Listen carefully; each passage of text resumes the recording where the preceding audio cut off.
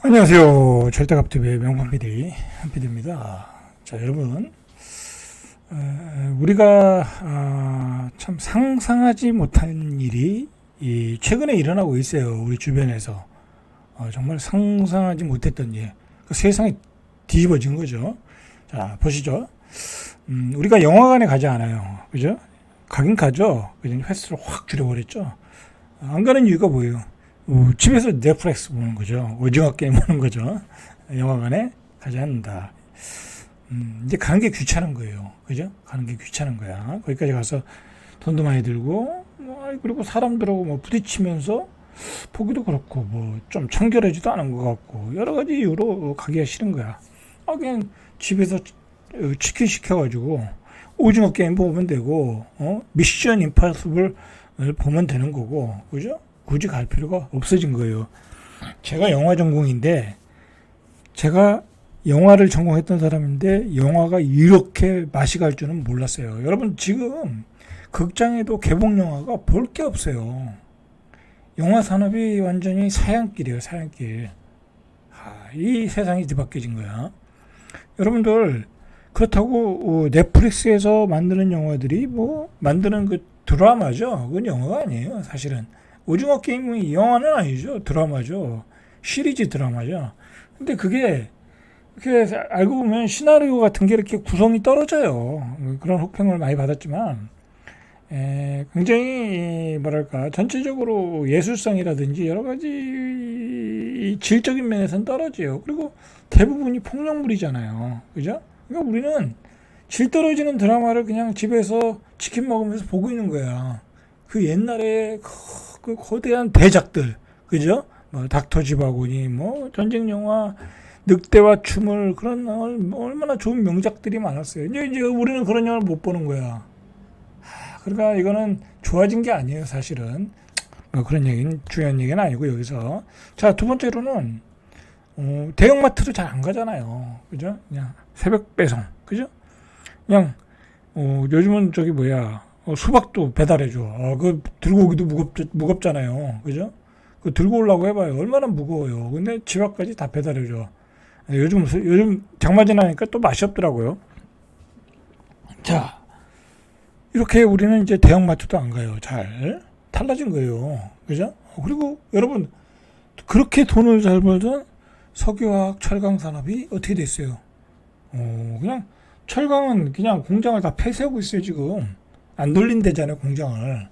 지금 당진 공장, 포항 공장, 인천 공장 몇 개월씩 쉬고 있대잖아. 이게 말이 돼요, 그죠? 그럼 말이 안 되는 거예요, 그죠?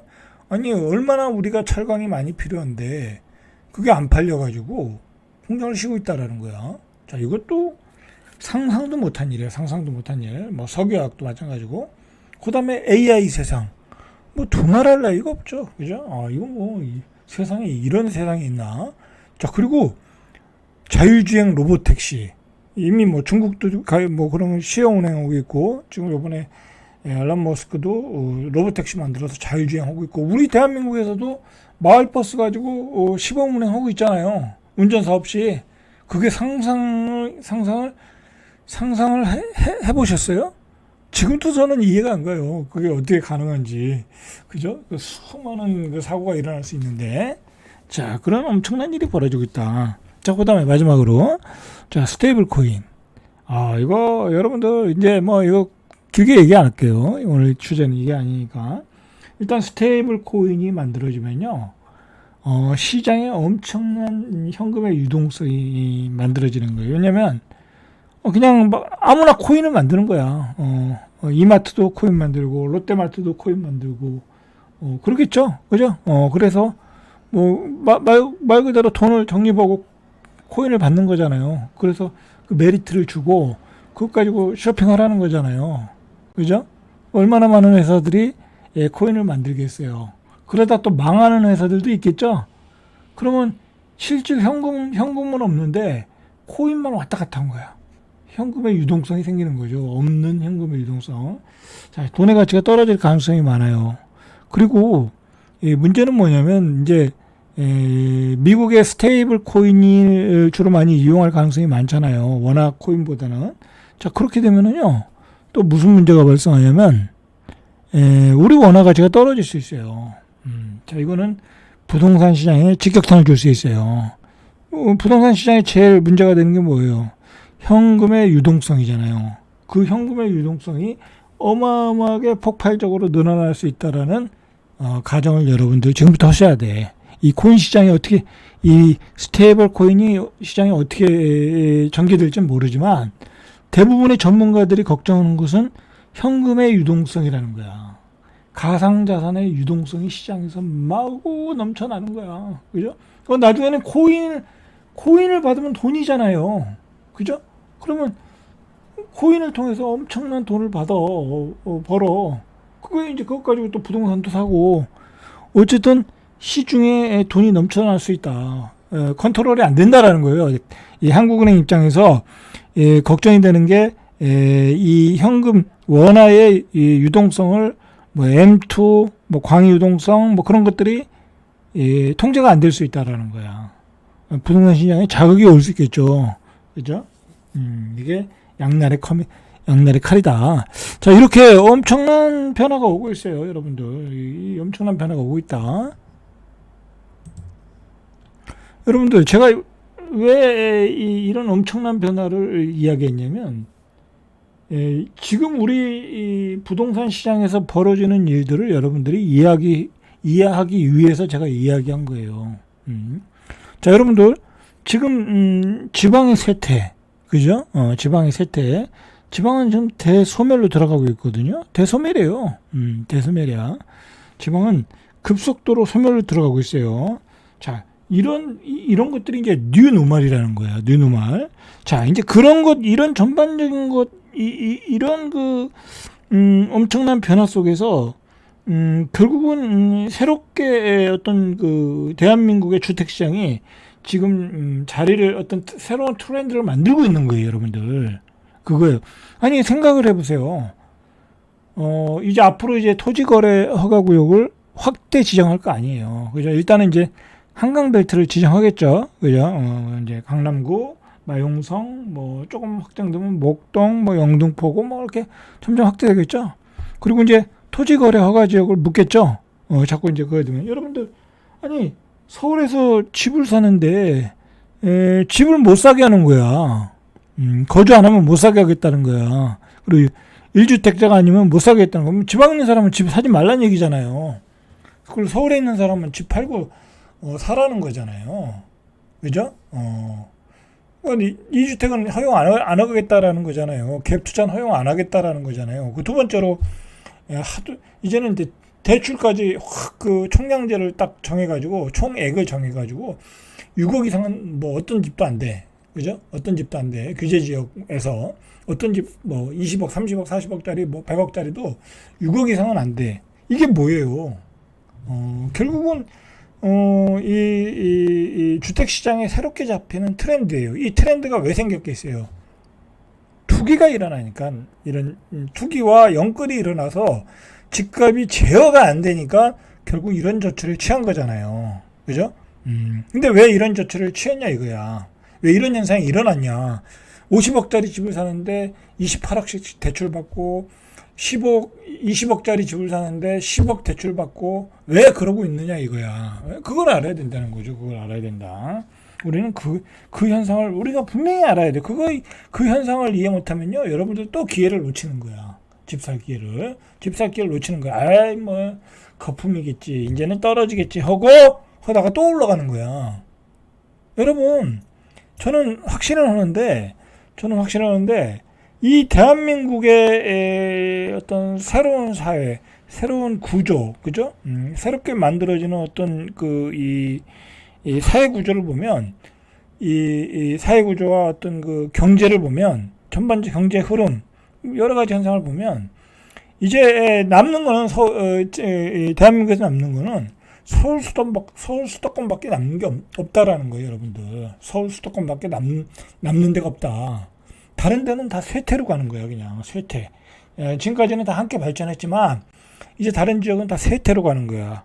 서울 수도권, 뭐 충청도, 세종까지, 뭐 그 정도. 세종은 그래도 앞으로 커갈 수 있는 도시잖아요. 뭐 국회도 뚫는다고 그러고 나중에 청와대도 뚫는다고 하니까. 그리고 충청도는 좀 떡국물이라도 받아 먹을 수 있으니까 거기까지. 나머지는 다 세태로 가는 거야. 응? 아니 오직 하면 그 400만이 되네. 한 370만 되나? 400만 안 되는구나. 부산 같은데. 제가 몇 년 전에 작년인가 부산을 갔다 왔는데 갔다 오면서 느낀 게 여기는 진짜 사람만 많지 너무 멀다. 너무 멀다. 이 서울과 너무 동떨어지다 보니까 발전이 어렵겠구나. 그죠? 발전이 어렵겠구나. 뭐 산업도 없고 그죠? 직장도 없고 발전이 어렵겠구나. 그냥 관광도시구나. 그런 생각밖에 안 들었어요. 근데 인구는 370만이나 살아. 주변까지 합치면 더 많겠지만 근데 그거 점점 쇠퇴로 가고 있어. 그러면 그 지역을 살릴 방도를 생각을 해봐야 되겠죠? 그죠? 그런데 우리 이재명 정부가 그 내놓은 게 뭐예요? 그 전에 윤석열 정부에서 내놓은 건 산업은행 이전, 그죠? 산업은행 이전 그거였고 그거는 이제 나가리 됐고 이재명 이 야당이 협조 안 해서 나가리 됐고 그다음에 뭐 엑스포 그거는 그냥 완전히 거짓말, 새빨간 거짓말로 끝났고 가능하지도 않은 거 있고 그다음에 이재명 정부에서 내놓은 게 뭐예요? 뭐 북쪽의 항로를 개발한다. 그 해양 도시를 만든다. 그래서 해양수산부를 옮기는다. 여러분, 그 허상이에요, 허상. 그건 완전 허상이에요, 여러분들. 그거는 제가 생각하기에는 선거를 위한 허상에 불과해요. 북쪽 항로는 그거는 실현 가능성도 없는 얘기고요. 제가 생각하기에. 그리고 이 기후변화 시대에 맞지도 않는 얘기고, 그죠? 오히려 그 해양 오염을 시킬 수 있다라는 거야. 그리고 단기간에 해지도 않고, 뭐 그게 뚫린다고 해서 부산이 발전한다는 이유도 없고, 그죠? 그리고 해양수산부 1000명이 이전해서 뭐 부산이 발전한다는 얘기도 없고, 발전할 수도 없는 거고. 아니, 대한민국의 행정부를 다 세종에다 옮겼는데 뭐 세종이 발전이 있었습니까? 그냥 거기서 거기잖아. 그 이상 없어요. 그거 그냥 1000명의 자리가 오는 거야. 그 사람들 주말이면 또 서울 놀러 가고 그 이상 그 이하도 없는 거예요. 그러니까 허상인 거야 다 허상. 야, 뭐 얘기가 조금 다른 쪽으로 흘러갔는데 자 이런 구조라는 거야. 다른 지역은 이제 발전이 없어. 그러면서 사람들이 확고한 그 확신을 갖게 된 거야. 이제 서울 수도권밖에 없다. 그리고 이제 경기도 사람들이 다 집 팔면 다 두채 세채 팔고 돈 보태서 다 서울로 들어온다. 도심 회귀 현상을 하는 거지. 그러면서 마용성, 뭐 한강벨트까지 확장이 된 거야. 그래서 처음에는 강남만 올라가면 될 줄 알았는데 똘똘한 한 채로. 그런데 나중에 보니까 마용성까지 막 영끌해서 다시 또 들어오는 거야. 그래서 15억짜리가 20억 되고 20억짜리가 24억 되고 그렇게 된 거야. 그러니까 놀란 정부가 야, 직거래 중지. 토지거래 허가하고 이걸 이제 묻겠다라는 거 아니에요. 그리고 대출도 받겠다. 완전히 이거는 엄청난 조치예요. 이거는 말 그대로 이 긴급 상황, 이 긴급 상황에서 일어난 조치라는 거야. 자, 이런 상황이 이런 구조가 바뀌겠냐 이거야. 여러분들 이런 상황에서 이제 토지거래 허가고요. 이거 못 풀어요. 못 푼다니까. 그런데다가 또 보죠. 이게 오늘 할 얘기가 많은데. 자, 그런데다가 보세요. 자, 제가 계속해서 똑같은 얘기를 반복을 하는 거예요. 너무나 중요한 얘기니까. 자, 1월에서 5월까지 서울에서 등기된 집합 건물 거래 4건 중 한 건은, 그러니까 4건 중 한 건 25%라는 거죠. 서울 외 거주자의, 즉 외지인이 매수를 하고 있다라는 거야. 외지인이 서울을 사고 있다. 외지인이 사고 있으니까 그거는 가수요잖아요. 그러니까 정부가 이래서는 안 되겠다. 그죠? 이래서는 안 되겠다. 투기가 일어나고 있다. 자, 엊그저께 어떤 그 유튜브를 보니까 강남에서 중개법인 하시는 분인데 반포 자이에 사시나 보죠? 어떤 유튜브에서 봤는데 그분이 그러더라고요. 그 반포 자이 좋은 아파트잖아요. 거기가 3천 가구인데 3천 가구에 1000 가구 정도가 투자자의 물건이라는 거야. 이제 전세 물건이라는 거죠. 실거주 안 하면서 투자로 사놨다는 거야. 반포 아파트에 그런 데는 실거주가 강한 데잖아요. 그죠? 근데 돈 많은 사람들이 또 강남의 아파트를 다 투자로 사놨다는 거야. 그죠? 자, 이런 현상이 가속화되는 거죠. 이런 그 경우로 보면. 그리고 실제로 지방에 있는 사람들은 계속해서 물건을 팔고 서울로 갈 준비를 하고, 아마도 이제는 이제 현금만 가지고 집을 살 수 있잖아요. 이제 대출이 제한되어 있으니까. 아마도 이제 지방의 유지들, 그죠? 지방에 자산이 있는 사람들은 벌써부터 지방의 자산을 내놓고 그 현금화해서 서울로 올라갈 준비를 또다시 하고 있을 거예요, 아마. 왜? 이제는 사기가 좋아졌잖아요. 그죠? 이제 가격도 좀 조정을 받을 것이고, 그죠? 그리고 현금 있는 사람들만 살 수 있잖아. 아니, 실거주 요건 갖추면 되잖아요. 자기 자식 이름으로 사면 되니까. 그죠? 그 자식 사줘가지고 거기서 거주하라면 되니까. 그런 식으로 할 가능성이 많아요. 저도 그런 계획을 가지고 있어요. 저도 그런 게, 저만 가지고 있는 게 아니라, 주변에 자산이 있는 분들은 다 그런 계획을 가지고 있다라는 거야. 자, 이런 현상이 앞으로도 계속 전개될 것이다. 라는 거죠. 그러니까 서울의 집값은 결코 떨어질 가능성이 별로 없어요. 떨어질 가능성이 없다. 자, 외지인의 비율을 보니까 종로구가 44%로 가장 높았대요. 종로구가. 성동구가 4월에 20%, 5월에 28%로 한 달 만에 8% 급등했다. 강동구, 동작구도 30%. 다 이게 서울에서는 이 고급지, 준고급지잖아요. 자, 이렇게 투자 수요가 비관광권으로 확산되면서 집값이 급등했다. 논란 사람들이 연끌까지 해서 또 실수요가 막 들어오더라. 그러니까 정부가 대책을 내놨다라는 거죠. 자, 여기까지만 오늘 얘기하죠. 자, 여기까지만 얘기하시죠, 오늘. 자, 이런 상황이다. 그러니까 완전히 이제는 여러분들 과거의 프레임으로 지금 부동산 시장 보면 부동산 시장의 핵심도 보이지 않고 앞으로의 전망도 보이지도 않아요. 그래서 제가 뭐라고 그랬어요? 지금은 아직도 초입에 불과하다. 그 상승기 초입에 너무 많이 오르니까 정부가 그냥 완전히 봉합을 시켜놨을 뿐이다라는 거예요. 봉합을. 어떻게든 이제 돈 많은 지방에 있는 사람들은 어떻게든 서울로 올라갈 준비를 하고 있다라는 거예요. 그래서 가격이 그렇게 떨어질 가능성이 없다. 어떻게 보면 이번 시장에 이제 조정을 줄 거 아니에요. 이제 몇 달간은 조정을 주겠죠. 몇 달 갈지 반년이 갈지 모르지만 올해까지는 조정을 줄지 모르지만 이때가 기회가 될 수 있는 거죠. 이때가 현금을 가진 사람 입장에서는. 자, 절대값TV의 명품 PD 한 PD였습니다.